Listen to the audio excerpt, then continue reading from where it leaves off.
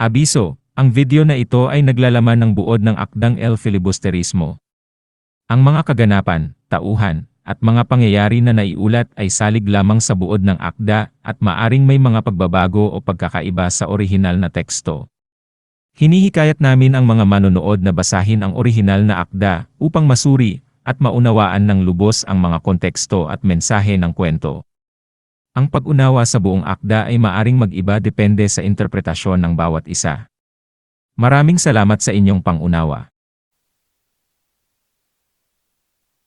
Sa Kabanata 21 ng El Filibusterismo ni Jose Rizal, na may pamagat na Ben-Zaib sa kanyang sariling bahay, ibinabahagi ng autor ang mga pangyayari sa bahay ni Ben-Zaib, isang kilalang manunulat at mamamahayag sa Maynila. Naririto ang buod ng naturang kabanata. Nag-umpisa ang kabanata sa paglalarawan kay Ben-Zaib, isang kilalang mamamahayag na kilala sa paglalathala ng mga tanyag na artikulo sa mga periodiko.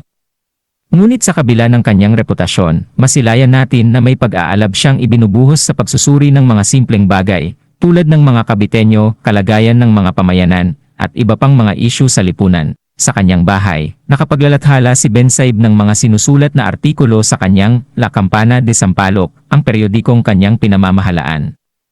Sa kanyang artikulo, naghahayag siya ng mga puna at opinyon ukol sa mga pangyayari sa bansa.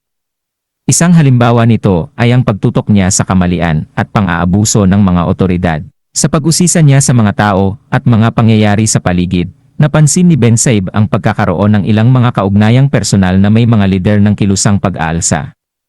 Isa itong pag-aalala sa mga pagbabanta ng mga prele at mga opisyal sa mga revolusyonaryong kaganapan.